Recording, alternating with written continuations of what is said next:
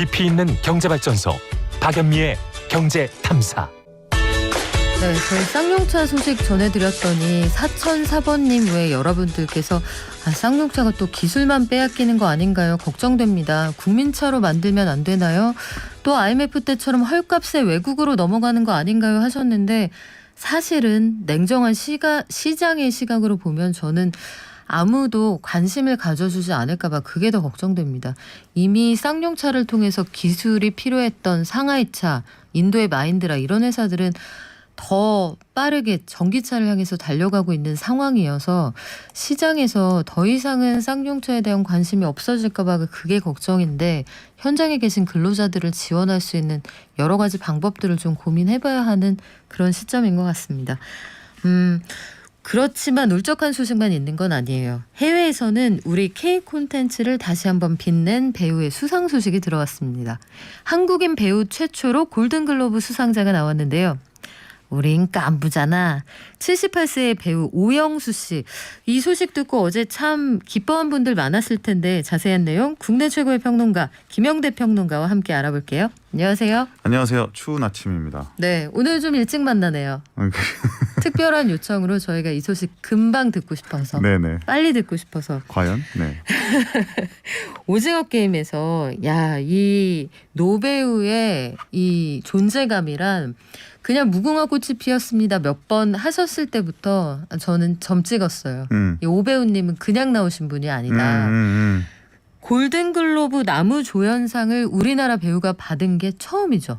그 게임에서 한 번 쏴서 한 번 맞추는 뭐 원샷 원킬 이런 말 있지 그렇죠. 않습니까? 원샷 원킬. 아니 그런데 이게 지금 최초로 노미네이트가 됐고 노미네이트가 되자마자 바로 수상한 결과 뭐 낭보가 전해진 거예요. 그러니까 오영수 배우 그리고 이정재 배우가 모두 후보에 올랐는데요. 네.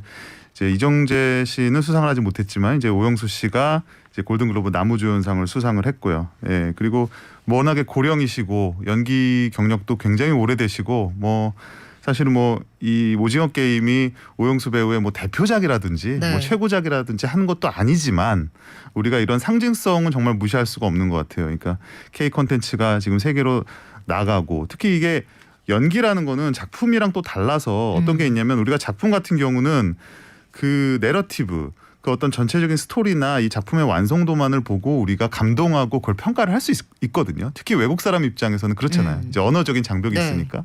근데 이 연기라는 거는 사실 언어를 어느 정도 알고 그리고 이게 또 인종마다 이게 표정 같은 것들이 또 미묘하게 또 다릅니다. 아, 그래요? 그럼요. 그래서 과거에 정말 아시안 콘텐츠가 그 많이 알려지지 않았던 시절에는 외국 사람들이 한국 사람들이나 뭐 아시아 사람들은 다 표정이 똑같다 막 그런 말도 했었어요. 설마. 아 진짜로. 아, 진짜요? 네. 그 정도로 우리가 얼마나 다채로운데. 그러니까 네. 네, 그 정도로 이게 어떻게 보면 좀 그런 장애적인 요소가 많거든요. 이렇게 장벽이. 그러는데 이 배우가 연기 부문에서 수상을 했다라는 거는 단순히 또 이제 오영수 배우 개인에게는 영광이 되겠지만 또 이런 어떤 하나의 장벽을 허물었다는 점 그리고 그 대상이 이 골든글로브라는 어떻게 보면 최근에는 악명이 높죠. 예, 그 폐쇄성으로 인해서 보수성으로 인해서 이제 그런 것들을 감안했을 때는 더 큰 성과가 아닌가라는 생각이 듭니다. 그래요. 골든글로브가 그런데 이게 왜 생각보다 보도가 많이 안 됐지라고 생각을 해보신다면 그림이 없어서 그렇습니다. TV에 많이 노출이 되려면 맞습니다. 시상식 그림이 일단 전경이 하나 있어야 되고 수많은 금발머리의 배우들이 좀 맞아요. 나와주면서 이게 이렇게 권위 있는 상입니다. 알려드릴 수 있어야 되는데 유명한 배우들이 다 보이콧을 해서 시상식 자체가 못 열린 거 아닌가요? 애초에 지금 작품 자체가 제출이 안 됐어요. 그러니까 골든글로브가 사실 북치고장구치고 혼자 다 한 셈이 됐습니다. 그리고 주간 방송사인 MBC죠. 예, 그 중계를 취소를 했고요. 이게 이제 몇 년간 사실은 수십 년간 누적된 어떤 불만들이 최근에 이제 폭발을 하면서 이제 보이콧으로 이어지는 건데요. 뭐 부정부패에 대한 스캔들도 있었고요. 네. 예, 그리고 이제 그 이 할리우드 포린 프레스 어소시에이션이라고 하는 단체인데요. 할리우드 외신 기자협회. 근데 여기에 흑인 기자가 포함되지 않았다. 그러니까 이게 백인들을 위한 잔치다라는. 아우 촌스럽다. 네, 그렇죠. 그런 지적들이 제기돼 왔었고, 그래서 그런 것들을 지속적으로 어필을 했어요. 하지만 이쪽에서는 골든글로브 쪽에서 그거를 적극적으로 받아들이는, 말로는 알겠다고 했어요. 근데 적극적으로 받아들이려는 어떤 제스처를 취하지 않자 이제 본격적으로 보이콧에 들어가서 사실은 올해는 정말 좀 반쪽짜리 시상식이 됐는데 뭐 그럼에도 불구하고 수상 자체는 영광스러운 일이 되겠습니다. 그러니까요. 그리고 이 오영수 배우 수상 소감을 혹시 들어보셨는지 모르겠어요. 너무 오디오 파일이 많이 돌아다녔는데 뭐라고 네. 하셨는지 재연 한번 부탁드릴게요. 아니 목소리는 잘 모르겠고 네. 괜찮은 놈이다. 저는 그 말이 너무 인상적이었어요. 내가 이제 살면서 처음으로 스스로에게 괜찮은 놈이다 라고 했습니다. 라고 말씀을 하시고 목소리가 대선 후보 같은데요. 아, 왠지. 그래요? 네. 이분이 그리고 수많은 이 쏟아지는 CFJ를 다 거절하고 연극계로 바로 돌아가셨다고. 그렇죠. 너무 멋있죠. 그러니까 와 어떻게 그러니까 저는 이 경륜이라는 것이 무시할 수 없다라는 생각. 물론 네. 그분의 어떤 인간적인 매력도 있겠지만 그러니까 스스로 이 괜찮은 놈이야라는 말을 어떻게 보면 이게 연기 경력의 황혼기 물론 앞으로도 길게 남아 있으시겠죠. 오 배우님이 지금 80세를 앞두고 계시잖아요. 그렇죠. 그리고 연기 경력이 뭐 58년, 뭐 55년 이렇게 된다고 하세요. 그리고 연극계에서는 사실 이미 스타예요. 그럼요. 네. 그렇기 때문에 그분의 입장에서는 아 내가 이제 연기 오래 하다 보니까 이런 날도 오는구나라는 거지. 이거 자체가 뭐 내가 골든글로브를 위해서 오늘날까지 연기했다 이건 아니거든요. 그렇죠. 네, 그래서 이분이 하신 말씀 중에 너무 참 여러 가지로 해석될 수 있는 말이 세계 속의 우리가 아니고 이제는 우리 속의 세계다라는 말인데 저는 뭐 서울은 멋지다. 세계로 세계는 네. 서울로 이 88년도 올림픽 그 구호도 생각나요. 언제적 분이세요? 아니 결국에는 그때 선언한 것이 이제 완성되는 거 아닙니까? 야. 30여 년 만에. 30년짜리 프로젝트였네요. 그렇죠. 그래요. 이 오배우님이 보여주는 이 노배우의 품격 정말 그 감동적이었는데 특히 이번 수상은 2020년 기생충, 2021년 미나리 출연진도 이루지 못한 성과여서 더욱 주목을 받았던 것 같습니다. 가장 대표적인 거는 지난해 미나리가 한국어 대사가 뭐 절반 이상이라는 이유만으로 그 본상인 작품상에서 제외가 되고 외국어상의 후보로만 올라서 수상을 했기 때문에 이게 사실은 그 골든글로브에 대한 보이콧을 촉발한 또 하나의 이유가 되기도 했었거든요. 근데 모르겠습니다. 그것에 대한 어떻게 보면은 뭐 반작용적인 하나의 제스처인지는 모르겠지만 결국 이제 올해는 후보에도 올랐고 그리고 이렇게 연기 부문에서 상을 받음으로써 뭐 골든글로브로서 최소한의 체면치레는 한 게 아닌가 이런 또 생각을 하는데요. 뭐 어쨌든 하나의 이제 이게 새로운 변화가 될지 좀 지켜봐야 될 것 같습니다. 오즈의 마녀님이 주신 의견 저도 공감합니다. 사극에서 오 배우님이 유독 그렇게 스님 역할을 많이 하셨거든요. 맞습니다. 저도 굉장히 그 맞습니다. 인상적이었던 영화가 2003년작 봄, 여름, 가을, 겨울 네. 그리고 봄. 김기덕 감독이죠. 여기에 나왔던 그 나무가 반쯤 물에 잠겨 있는 네. 그 거기에 주산지인가요? 여기도 굉장히 유명한 장면으로 제가 기억하고 있는데 시상식이 유독 많은데 저는 지난해 올해 우리나라 배우 혹은 가수들이 미국이 가지고 있었던 아주 촌스럽고 견고한 벽을 깨트리는 망치 역할을 했다 이런 생각이 들더라고요. 맞아요. BTS가 시작을 했고 여러 작품들이 함께하고 있는데 이 문을 여는 데까지 너무 오래 걸린 거 아닌가요? 뭐 그렇습니다. 근데 뭐든지 하여간 이렇게 뭐 우리가 끓는 점이라는 게 항상 어느 정도 온도가 넘어가야 이제 본격적으로 끓기 시작하잖아요. 근데 방금 지적하신 게 너무 이제 정확한 것 같은데 그동안 인종차별 그리고 제노포비아라 그럽니다. 외국인 혐오에 대한 그런 것들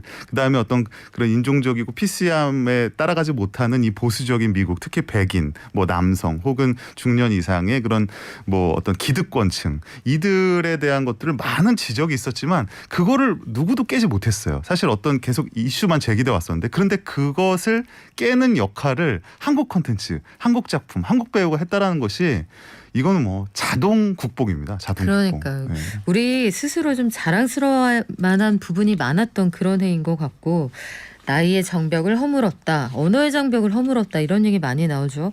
2021년 오징어 게임, 지옥, DP, OTT에서 K 콘텐츠가 정말 잘 나갔다. 이 단어 하나로 정리가 될 것 같은데 2022년에 우리가 주목할 만한 새로운 작품들이 있습니까? 일단 기본적으로 말씀드리면 이 플랫폼 혁명이라는 것이 결국 가리키는 함이라는 것이 뭐냐면 우리가 어떤 작품이 이 다음에 오징어 게임이 될지 어떤 작품이 정말 골든글로브 뭐 오스카의 그런 후보작으로 거론이 될지는 이제는 아무도 모르는 상황에 온 거예요. 그러니까 이제 성공 자체가 예상하지 못한 곳에서 나올 수가 있고 그리고 그것이 꼭 뭐 제작비가 높아서 뭐 혹은 엄청난 유명한 곳에서 제작을 해서가 아니라 이 플랫폼이라는 것이 모든 것을 되게 공평하게 보여주거든요. 그러다 보니까 이제 그 어느 작품도 사실상 잠재적으로 넥스트 오징어 게임이 될 수 있다 이런 생각들을 하게 되는데 일단 뭐 그 최근에 가장 뭐 당연히 주도하고 있는 그 OTT 플랫폼이죠. 넷플릭스. 뭐 올해도 화려합니다. 일단은 28일에 공개된다고 하는데 지금 우리 학교는이라는 그런 작품인데 이게 또 코리안 좀비 하나의 장르가 됐죠. 코리안 좀비. 기존의 좀비물과 네. 다른. 예. 그리고 이게 이제 웹툰 원작이에요. 그래서 지금 사실은 우리가 넷플릭스 뭐 영화 드라마 얘기를 하지만 새해에 가장 주목할 만한 콘텐츠는 오히려 K 웹툰이 되겠고 이게 지금 아시아 시장을 넘어서 이제 번역만 제대로 된다면 지금 이제 북미 시장, 남미 시장까지도 이제 접수를 할 수 있는 그런 잠재적인 가능성을 열어두고 있고 이게 지금 결국에는 OTT 플랫폼의 드라마화, 영화화와도 이어져 있는 거거든요. 그러니까 이런 좀 유기적인 흐름을 볼 필요가 있겠고 그리고 뭐 김혜수 씨의 OTT 첫 작품이라고 하는데 소년 심판도 이제 공개가 됩니다. 그리고 뭐 김희애 씨가 주연하는 이제 퀸메이커라고 이제 정치 시즌에 맞는 이제 선거 드라마가 될 것 같아요.